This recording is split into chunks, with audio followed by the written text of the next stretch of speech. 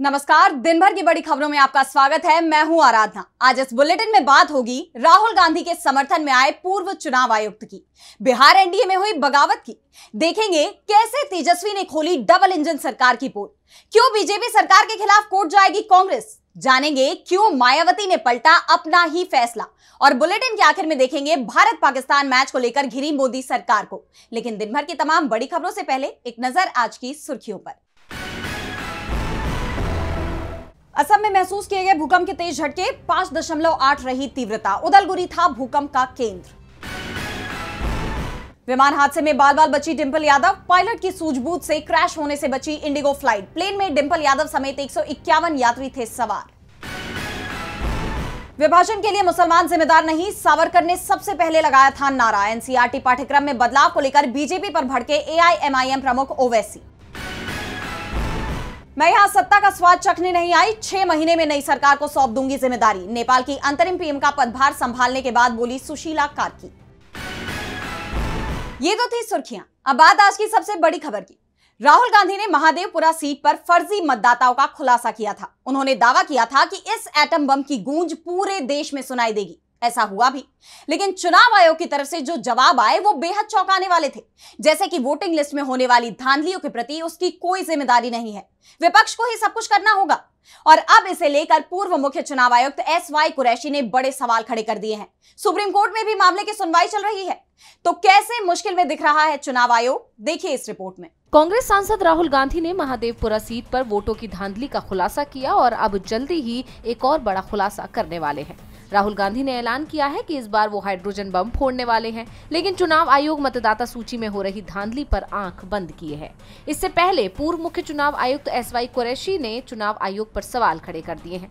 कुरैशी ने कहा है कि राहुल गांधी नेता प्रतिपक्ष हैं, इसलिए निर्वाचन आयोग को उनके लिए उस तरह की भाषा का इस्तेमाल नहीं करना चाहिए था जैसा उसने किया। आखिरकार वो नेता प्रतिपक्ष हैं, वो कोई आम आदमी नहीं है। वो लाखों लोगों का प्रतिनिधित्व कर रहे हैं, वो लाखों लोगों की राय व्यक्त कर रहे हैं, और उनसे ये कहना कि शपथ पत्र दीजिए वरना हम ये करेंगे वो करेंगे, आयोग का व्यवहार आपत्तिजनक व अपमानजनक दोनों है। अगर विपक्ष चुनाव आयोग पर पलटवार करे और कहे ठीक है, आप एक नई मतदाता सूची पेश कर रहे हैं, एक शपथ पत्र दीजिए कि इसमें कोई गलती नहीं है, और अगर कोई गलती हुई तो आप पर आपराधिक मुकदमा चलाया जाएगा। क्या आप ऐसी स्थिति के बारे में सोच सकते हैं? तो कुरैशी ने कहा कि आयोग को आरोपों की जांच का आदेश देना चाहिए था। उन्होंने कहा कि अब विपक्ष को बार बार सुप्रीम कोर्ट जाना पड़ता है, कोर्ट में कहना पड़ रहा है कि उन्हें चुनाव आयोग मुलाकात का समय नहीं दे रहा है, उनकी बात सुनी ही नहीं जा रही है, जबकि पहले विपक्ष के लिए चुनाव आयोग के दरवाजे हमेशा खुले रहते थे। कुरैशी ने जो कहा वो चिंता की बात है, क्योंकि चुनाव आयोग विपक्ष को तो छोड़िए सुप्रीम कोर्ट की भी सुनने को तैयार नहीं है। सुप्रीम कोर्ट में चुनाव आयोग ने एक हलफनामा दायर किया है जिसमें कहा है कि कोर्ट उसे एसआईआर कराने का आदेश नहीं दे सकता। इससे पहले चुनाव आयोग ने यह भी कहा था कि कोर्ट उससे ड्राफ्ट मतदाता सूची नहीं मांग सकता। कोर्ट ने जब सख्त फैसला सुनाया तब चुनाव आयोग कुछ झुका, लेकिन जो रवैया ज्ञानेश कुमार का है उसने कई सवाल खड़े कर दिए हैं। 15 सितंबर को सुप्रीम कोर्ट में एसआईआर को लेकर सुनवाई है। ऐसे में सभी की नजरें अब सुप्रीम कोर्ट पर टिकी हुई हैं। चुनाव आयोग मुश्किल में दिखाई दे रहा है तो मुश्किलें एनडीए की भी बढ़ती नजर आ रही हैं। बिहार में जल्द ही विधानसभा चुनाव होने हैं, कभी भी चुनाव की तारीखों का ऐलान हो सकता है। इस बीच इंडिया और एनडीए के कई बड़े नेताओं का बिहार में जमावड़ा लगा हुआ है। ऐसे में एनडीए में हलचल मची हुई है।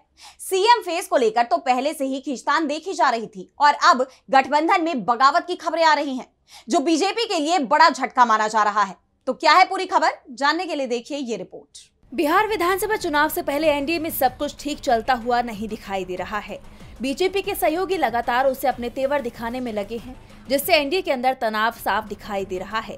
हिंदुस्तानी आवाम मोर्चा के प्रमुख और केंद्रीय मंत्री जीतन राम मांझी ने एनडीए को खुलेआम चेतावनी दे दी है। उन्होंने कहा है कि हमारी पार्टी का लक्ष्य 2025 के चुनाव में राज्य मान्यता प्राप्त दल बनना है, जिसके लिए 8 सीटें जीतना या कुल वोट का 6% हासिल करना जरूरी है। इसलिए हमें 15 से 20 सीटें दी जाएं, तभी ये लक्ष्य पूरा होगा, नहीं तो हम अकेले 100 सीटों पर चुनाव लड़ेंगे। मांझी के तेवरों से राज्य में एनडीए को बड़ा झटका लगा है, वो भी ऐसे वक्त में जब सीट बंटवारे को लेकर चिराग पासवान और नीतीश जैसे दावेदार पहले से मौजूद हैं। इस बीच बिहार में बीजेपी की कोर कमेटी की बैठक में पार्टी अध्यक्ष जेपी नड्डा का मुख्यमंत्री नीतीश कुमार से बिना मिले दिल्ली लौट जाना भी सियासी गलियारों में कई सवाल खड़े कर गया है। हालांकि इसका कारण नीतीश कुमार की खराब सेहत को बताया गया, लेकिन राजनीतिक गलियारों में ये चर्चा आम है कि नीतीश अगर बीमार हो जाएं या लंबे वक्त तक चुप्पी साध लें तो समझ लेना चाहिए कि नीतीश कोई बड़ा फैसला ले सकते हैं। इन तमाम घटनाओं से साफ है कि इस बार बिहार चुनाव एनडीए के लिए आसान नहीं होने वाला और सीट बंटवारे का मसला सुलझाने के लिए बीजेपी को अपने सहयोगियों को साधने में भारी मशक्कत करनी पड़ सकती है। बिहार एनडीए में टकराव खुलकर सामने आ गया है तो आरजेडी नेता तेजस्वी यादव ने भी बिहार की डबल इंजन सरकार की पोल खोल दी है। तेजस्वी अचानक जीएमसीएच अस्पताल पहुंच गए, जहां उन्होंने खुद एक न्यूज रिपोर्टर की तरह अस्पताल की अव्यवस्थाओं को उजागर किया, तो साथ ही पीएम मोदी को अपने बिहार दौरे के वक्त इस अस्पताल का दौरा करने की भी अपील की। तो क्या कुछ बताया तेजस्वी ने, जानेंगे इस रिपोर्ट में। आरजेडी नेता तेजस्वी यादव ने पूर्णिया के जीएमसीएच यानी government medical college and hospital का देर रात अचानक औचक निरीक्षण कर बिहार की स्वास्थ्य व्यवस्था की पोल खोल दी है। इस औचक दौरे में सामने आई बदहाली ने 20 सालों से सत्ता में काबिज एनडीए सरकार पर कई सवाल खड़े कर दिए हैं। निरीक्षण के बाद तेजस्वी यादव ने एक एक्स पोस्ट के जरिए इस अस्पताल की दुर्दशा का ब्यौरा साझा किया। उन्होंने बताया कि ये एक मेडिकल कॉलेज है, लेकिन यहाँ आईसीयू और ट्रॉमा सेंटर ही चालू नहीं है और साथ ही साथ हृदय रोग विभाग भी नहीं है। इसके अलावा एक बेड पर 3-3 मरीज लेटे हैं और मरीजों की बेडशीट 15-20 दिनों तक बदली ही नहीं जाती है। पूरा धुलाया नहीं है कितना दिन से? अच्छा बताइए, इलाज करा रहे हैं कि इन्फेक्शन पाइएगा? इतना पैसा खर्च होता है, इलाज जो है नाम का कुछ नहीं, बस केवल जो है प्रचार ही हो रहा है और कुछ नहीं हो रहा। तेजस्वी यादव ने डॉक्टरों और नर्सों के खाली पदों पर भी चिंता जताई। उन्होंने बताया कि स्वीकृत 255 नर्सों में से केवल 55 ही कार्यरत हैं और 80% चिकित्सकों के पद खाली हैं। उन्होंने आरोप लगाया कि एनडीए सरकार के भ्रष्ट मंत्री और अधिकारी भ्रष्टाचार में कमीशन खाने के लिए हजारों करोड़ रुपए खर्च कर केवल बिल्डिंग बनाते हैं, लेकिन डॉक्टर्स, स्वास्थ्य कर्मी, लैब टेक्नीशियन, ड्रेसर, असिस्टेंट इत्यादि की नियुक्ति नहीं करते। कमीशन के लिए हजारों करोड़ के स्वास्थ्य उपकरण खरीदते हैं, लेकिन उन्हें चलाने के लिए टेक्नीशियन की बहाली नहीं करते। इसके साथ ही तेजस्वी यादव ने निरीक्षण के बाद कहा, दुख होता है देख करके कि नरेंद्र मोदी जी 11 साल प्रधानमंत्री, नड्डा जी आज बिहार में आए, हेल्थ मिनिस्टर रह चुके हैं, 20 साल से नीतीश कुमार जी मुख्यमंत्री, एनडीए की सरकार, और ये बिल्डिंग किस काम का है? ना डॉक्टर है, ना प्रोफेसर है, ना टेक्नीशियंस है, ना नर्सेज हैं, ना दवाइयाँ हैं। यहाँ आईसीयू नहीं है, यहाँ ट्रॉमा सेंटर नहीं है। आप समझ जाइए, कोई मेडिकल कॉलेज में आईसीयू और ट्रॉमा सेंटर ना हो तो क्या स्थिति जो है बनी हुई है। इसके साथ ही तेजस्वी ने सीधे प्रधानमंत्री नरेंद्र मोदी को भी निशाने पर लिया, जो हाल ही में पूर्णिया आने वाले हैं। उन्होंने प्रधानमंत्री मोदी से जीएमसीएच का दौरा करने और 20 सालों की डबल इंजन सरकार की विफलताओं को देखने की अपील की। तेजस्वी के इस औचक निरीक्षण से बिहार सरकार बुरी तरह से घिर गई है। अब देखना यह होगा कि पीएम मोदी अपने बिहार दौरे में जीएमसीएच का दौरा करते हैं या नहीं। साथ ही ये भी देखना होगा कि इस अस्पताल की तमाम अव्यवस्थाएं कब दूर होती हैं। एनडीए सरकार में प्रशासनिक फेलियर से लेकर वोटों में धांधली तक विपक्ष सभी मुद्दों को पूरे जोर शोर से उठा रहा है। कांग्रेस सांसद राहुल गांधी ने महाराष्ट्र से लेकर हरियाणा तक के चुनावों में वोट चोरी, चुनाव चोरी के खिलाफ आवाज उठाई है। इस बीच बीजेपी सरकार की तरफ से भी कांग्रेस को रोकने की कोशिशें शुरू हो गई हैं। कांग्रेस को कमजोर करने के लिए महाराष्ट्र की बीजेपी सरकार ने बड़ा कदम उठाया। पार्टी की जमीन छीनने की कोशिश की जा रही है, जिस पर कांग्रेस भड़क गई।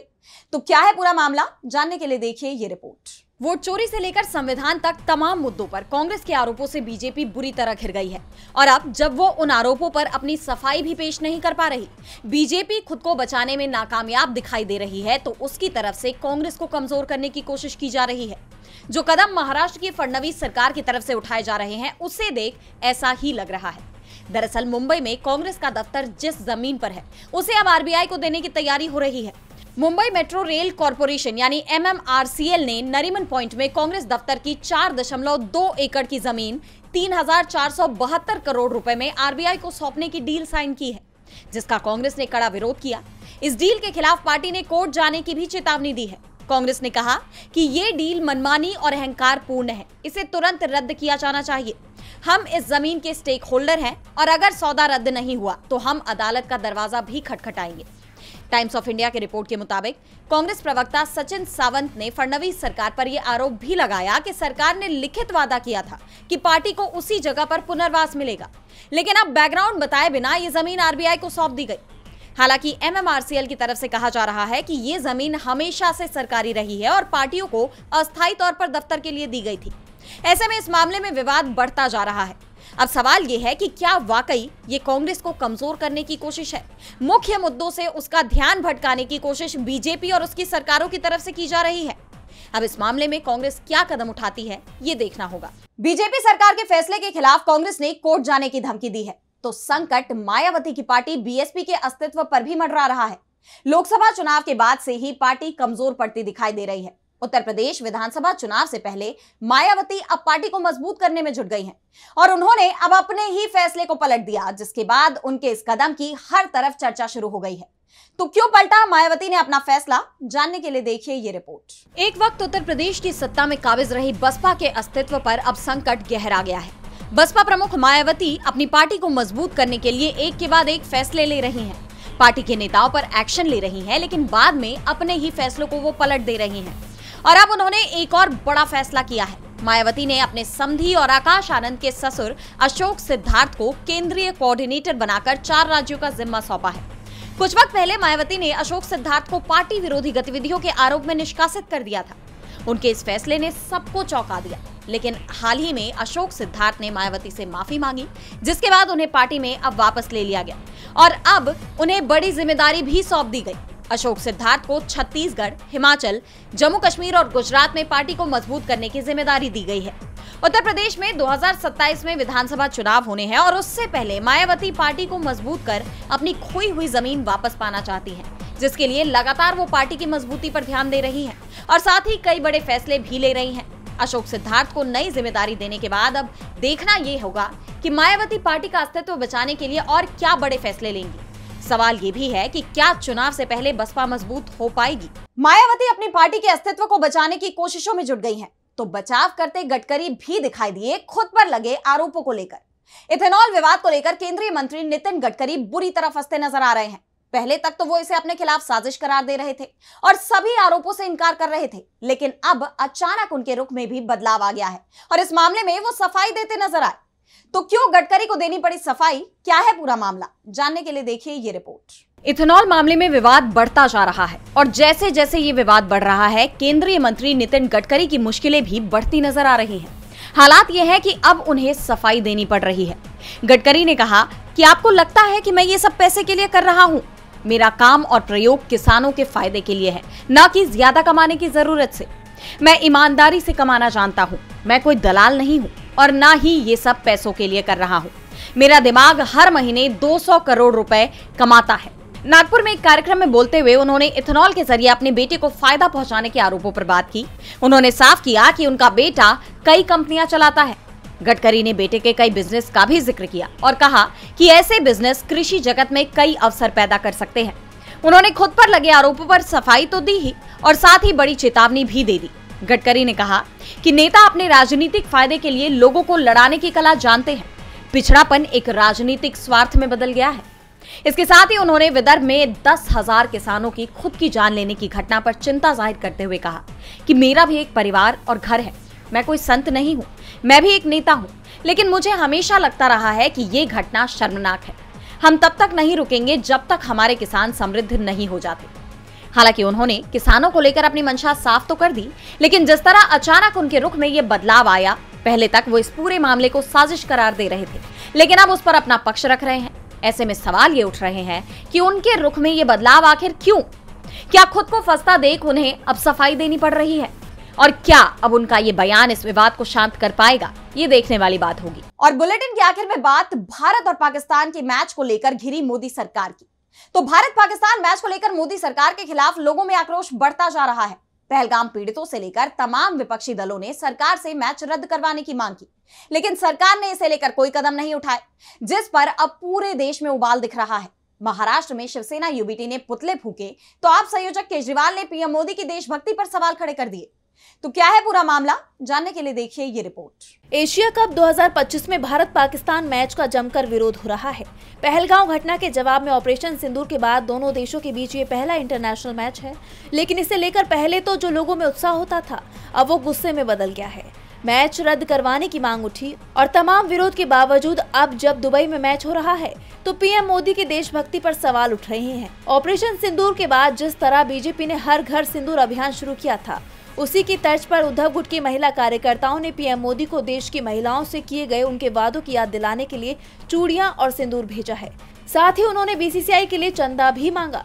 उद्धव गुट के कार्यकर्ताओं ने टीवी तोड़कर विरोध प्रदर्शन किया। पार्टी सांसद संजय राउत ने तो यहां तक कह दिया कि डोनाल्ड ट्रंप के दबाव में पीएम मोदी भारत पाकिस्तान युद्ध रोक सकते हैं, लेकिन वो भारत पाक क्रिकेट मैच नहीं रोक सकते।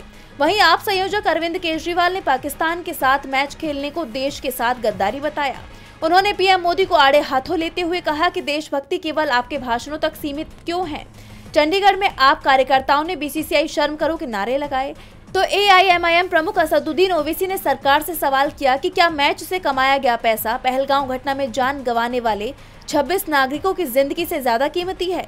कांग्रेस सांसद इमरान मसूद ने भी मोदी सरकार को घेरते हुए कहा कि सरकार पहलगांव की घटना को भी भूल गई है, उन्हें याद दिलाना पड़ रहा है। अरे भाई, अभी तो हमारी बहनों का सिंदूर उजड़ा, उसके आंसू नहीं सूखे और तुम मैच खेल रहे हो। इस घटना की पीड़िता कप्तान शुभम द्विवेदी की पत्नी ऐश्वर्या ने कहा कि मैच के पैसों से आतंक के ठिकाने दोबारा बनेंगे।